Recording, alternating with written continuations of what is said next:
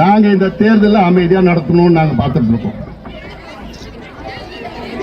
இல்ல இப்படிதான் நீங்க செய்வீங்கன்னா எங்களுக்கு செய்ய தெரியும். ராணுவத்தை பார்த்தவங்க நாங்க, ராணுவத்தை முதலமைச்சர் புரிஞ்சுக்கணும், அமைச்சர்கள் புரிஞ்சு எங்க இருந்தோ வந்து எங்கேயோ அமைச்சராது எந்த ஊர்ல இருந்து வந்து இது என் மண்ணியா, என் மக்களையா, என் ஊரியா, என் தம்பியா, என் தம்பி நீ கட்டி போட்டு பூட்டு போறியா மானங்கட்ட பசங்க? அறிவில்லடா உங்களுக்கு. எங்களுக்கு இடஒதுக்கீடு கொடுக்க முடியாதுன்னு சொல்லி என் ஊர் உள்ள வராதுங்க. நீ போ, வெளியில போ. சொல்லுவியா?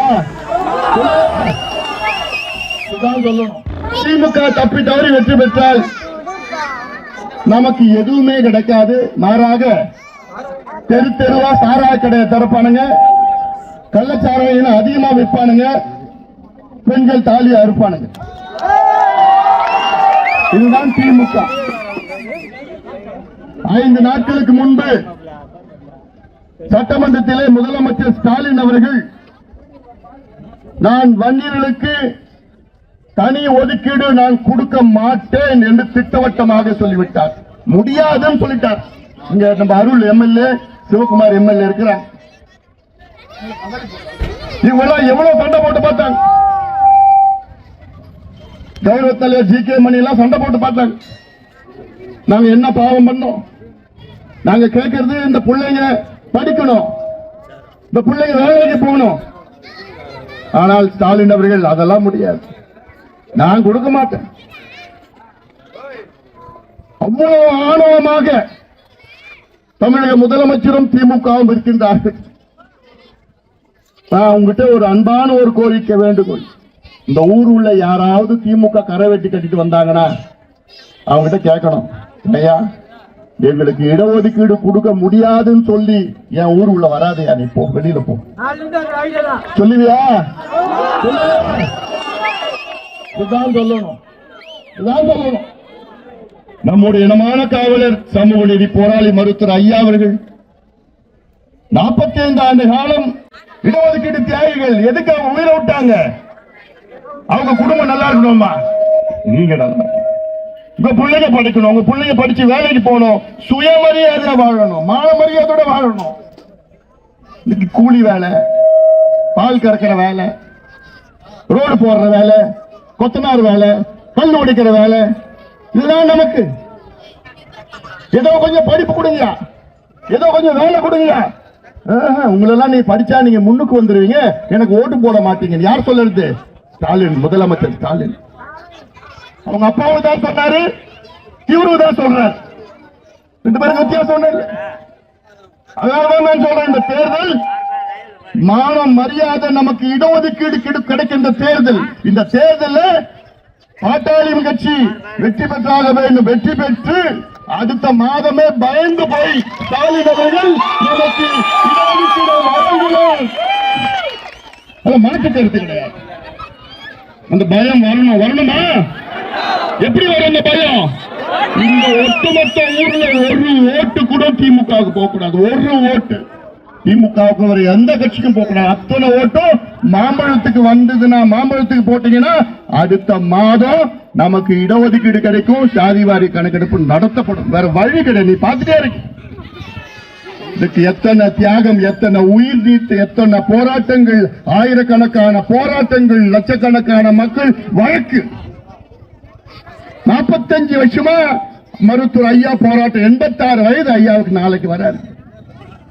இந்த வயதுல மத்தவங்க எங்க இருப்பாங்க? வீட்டுல உட்காந்து. ஐயா முடியல, வீட்டுல உட்கார முடியல. ஐயா ஏன்பா என்னால முடியலப்பா, என் மக்கள் படிக்கணும்பா. நான் வேற என்னப்பா கேட்டேன்? படிச்சு கொஞ்சம் வேலை வேணும்னு மக்களுக்கு, அதுக்கு தான் நான் போராடிட்டு வரேன். ஐயா துடிச்சிட்டு இருக்கிறார். சட்டமன்றத்தில் கொள்ளடிச்சுக்கிற திமுக முடியாது, இடஒதுக்கீடு கொடுக்க முடியாது. நம்ம தியாகிகள் உயிர் நீத்ததுக்கு என்ன அர்த்தம் இருக்கு? அது இந்த மண்ணில் உயிர் நீத்ததுக்கு என்ன அர்த்தம் இருக்கு? மூட்டை பண மூட்டை எடுத்துட்டு வருவான், கொள்ளடிச்ச மூட்டை எடுத்துட்டு வருவான். வந்துட்டான், எல்லாம் வந்து சுத்திதான் இருக்கிறானுங்க. பார்த்தேன். இந்த கேள்வி கேள்வி அவங்கிட்ட வந்தானா, யார்கிட்ட கேள்வி கேள்வி? இடஒதுக்கீடு கொடுக்க முடியாதெல்லாம் ஊர்ல வராதியா, ஓடி போடியா. எந்த வேலை வந்தாலும் என்னையா, எல்லாத்தையும் பார்த்தாச்சு. அதான் சொல்றேன். அடிச்சு வச்சு கூட்டத்தில் போய் 200 ரூபாய், கூட்டத்துக்கு போக கூடாதுன்னா 200 ரூபாய், இன்னும் போக அதிகப்படுத்துவாங்க. அதான் 9 மணிக்கு மேல 500 ரூபாய், 12 மணிக்கு மேல 1000 ரூபாய். ஆடா படுவாதிகளா, தமிழ்நாட்டை இப்படி யாரா நாசம் பண்ணுவீங்கடா, படுவாதிகளா. நீங்களா அமைச்சர்கள் வீட்டுல வச்சு கூட்டு வாங்க. மானம் கெட்டவனுங்க அவனுக்கு, மானம் மரியாதை இல்லையடா உங்களுக்குலாம். நான் சொல்றேன், அமைச்சர்களுக்கும் சொல்றேன், நானு இங்க இருக்கிற அதிகாரிகளுக்கும் சொல்றேன், நாங்க இந்த தேர்தலில் அமைதியா நடத்தணும்னு நாங்க பார்த்துட்டு இருக்கோம். இல்ல இப்படிதான் நீங்க செய்வீங்கன்னா எங்களுக்கு செய்ய தெரியும். ராணுவத்தை பார்த்தவங்க நாங்க, ராணுவத்தை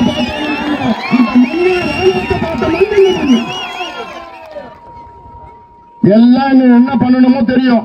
அது நான் சொல்லணும்னு அவசியம் கிடையாது, கண்ணை செச்சா போதும், என் தம்பியை புரிஞ்சுப்பாங்க. ஆனாலும் சட்டத்துக்கு கட்டுப்பட்டு இந்த தேர்தல் அமைதியா நடக்கணும்னு நான் பார்த்துட்டு இருக்கிறோம். அதனால இது நீங்க புரிஞ்சுக்கீங்க, ஆளுங்கட்சியும் புரிஞ்சுக்கணும், முதலமைச்சர் புரிஞ்சுக்கணும், அமைச்சர்களும் புரிஞ்சு. எங்க இருந்தோ வந்து எங்கேயோ அமைச்சரா இருந்து எந்த ஊர்ல இருந்து வந்து இது என் மண்ணியா, என் மக்களையா, என் ஊரியா, என் தம்பியா, என் தம்பிகள் நீ கட்டி போட்டு பூட்டு போடுறியா மானங்கட்ட பசங்களா? அறிவில்லடா உங்களுக்கு எல்லாம். எவ்வளவு இதெல்லாம் பண்ணிட்டு இருப்பீங்க. இன்னும் ஒரு 7 நாள் 8 நாள் அதுக்கப்புறம் இவனுக்கு யாரோ வருவாங்களா, அந்த ஊருக்கு வருவானுங்களா?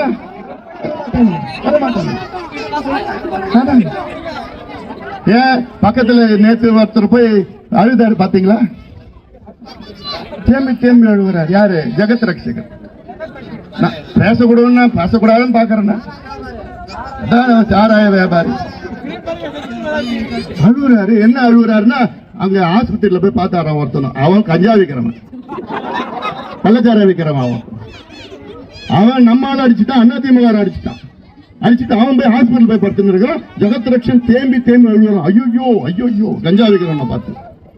ஜெகத் ரட்சன் அவர்களே, இந்த கண்ணீர் பக்கத்து மாவட்டத்தில் 65 பேர் செத்தாங்களே, அங்க போய் அழுதிங்களா நீங்க? அந்த கண்ணீர் விட்டீங்களா? சின்ன பசங்க 6 வயசு 7 வயசு பசங்க அப்பா அம்மாவை இழந்தது, கண்ணீர் விட்டீங்களா? நான் விட்டேன், நான் கண்ணீர் விட்டேன். நான் அங்க போய் பார்த்து என்னால தாங்க முடியல. எவ்வளவு அங்க பேர், 22 வயசுல ஒரு பெண் தாலியா இருக்கு, 24 வயசுல இன்னொரு பெண், குழந்தைங்க அனாதையா நின்றுட்டு இருக்குங்க. இதுக்கெல்லாம் கண்ணீர் விட மாட்டாங்க. டிராமா நடிச்சு நாடகம் ஆடி, இதுதான் நாடகம். இதற்கெல்லாம் அப்ப அந்த காலத்துல வேணா மக்கள் எல்லாம் நாடகம். இன்னைக்கெல்லாம் அதெல்லாம் எடுபட போறது இல்லை. ஏன்னா என் தம்பிகள் தங்கைகள் தெளிவா இருக்கிறாங்க, போன் வச்சுக்கிறாங்க. மீண்டும் சொல்றேன், இந்த தேர்தல் நமக்கு மிக மிக முக்கியமான தேர்தல்மா, அதை நீங்க மட்டும் புரிஞ்சுக்குங்க. இன்னொன்னு, இந்த தேர்தல்ல ஐயோ அவன் குட்டான், ஏதோ பண்ணிட்டேன், மனசாட்சி உறுத்துது, 1 ஓட்டு அவனுக்கு போட்டுடலாம், 5 ஓட்டு பழத்துக்கு போட்டுடலாம், அப்படி எண்ணம் உங்களுக்கு மனசுல கொஞ்சம் கூட வரக்கூடாது, மனசாட்சியே இருக்கக்கூடாது. அதனால சொல்றேன். ஏன்னா சில ஊர்ல வந்து ஐயோ நம்ம வாங்கிட்டோமே, கொள்ளடிச்ச பணம் தானே அது, வாங்கிட்டோமே, 1 ஓட்டு போடலாம். அந்த 1 ஓட்டு மட்டும் போடக்கூடாதுமா, 1 ஓட்டு கூட போகக்கூடாது. ஏன்னா அந்த பணம் என்ன பணம் தெரியலமா, அவன் கொடுக்குற பணம் என்ன பணம் தெரியும். இப்ப என்னன்னா 500 ரூபாய் கொடுப்பான், அப்புறம் 1000 ரூபாய் கொடுப்பான், 2000 5000 எவ்வளவு கொடுத்தாலும் சரி, அந்த பணம் உங்க பணம். எந்த பணம்? உங்க அப்பா, உங்க தாத்தா, உங்க சித்தப்பன், பேரன், புள்ள டாஸ்மார்க்ல குடிச்ச பணம். சாராயம் வியாபாரி அவர்தான் இன்சார்ஜ். அங்க இருந்த இவரு தான் 65 பேர் செத்தாங்கல்ல கள்ளக்குறிச்சி, அதுக்கு காரணம் இந்த திமுக இன்சார்ஜ், இந்த ஊர்ல இன்சார்ஜ் இவர் தான். நினைச்சு பாருங்க, அங்க தாலி எடுத்துட்டு இங்க வந்திருக்கிறார். அதெல்லாம் அறுக்க முடியாதுங்க, அதெல்லாம் அறுக்கவே முடியாது, அதெல்லாம் நான் பாத்துக்கிறேன். அதனால இதெல்லாம் அந்த ஊர்ல வச்சுக்கோ, இதெல்லாம் என் ஊரு. நானும் இதெல்லாம் அமைதியா வந்துட்டு இருக்கிறோம், டீசன்ட் டெவலப்மெண்ட் பாலிடிக்ஸ் பண்ணிட்டு இருக்கோம். அதனால இதெல்லாம் பாத்துக்குங்க. என்ன நோக்கம் என்ன? நீங்க படிக்கணும், என் பிள்ளைங்க என் தம்பிகள் படிக்கணும், என் தங்கைகள் படிச்சுட்டு வேலைக்கு போகணும், கௌரவமா வாழணும், இதுதான் கேட்கணும். வேற என்ன பணம்? என் காசு பணம் ஏதாவது கேட்டாங்களா? இதெல்லாம் நீங்கள் சிந்தியுங்கள். தேர்தல் மீண்டும் மீண்டும் உங்களுக்கு பெரிய வாய்ப்பு இந்த தேர்தல் கிடைச்சிருக்கு. இந்த நாடாளுமன்ற தேர்தல் வெற்றி பெற முடியல, அந்த வழி எனக்கு இருக்கு, நாடகம் இருக்கு. அதனோட பெரிய வழி என்ன வழி தெரியல, சட்டமன்றத்தில் முதலமைச்சர் சொல்லிட்டார், நான் வண்டிகளுக்கு இடஒதுக்கீடு கொடுக்க மாட்டேன். எவ்வளவு பெரிய வழி தெரியுமா? எனக்கும் ஐயாவுக்கும் நமக்கு எல்லாம் அவ்வளவு வலிக்குது. இவ்வளவு போராட்டம் பண்ணி, இவ்வளவு தியாகம் பண்ணி, உயிர் நீத்து போராட்டம், ஜெயிலில் எத்தனை வழக்குகள் எல்லாம் வாங்கி இன்னைக்கு மீண்டும் முதல்ல இருந்து ஆரம்பிக்கிறாங்க.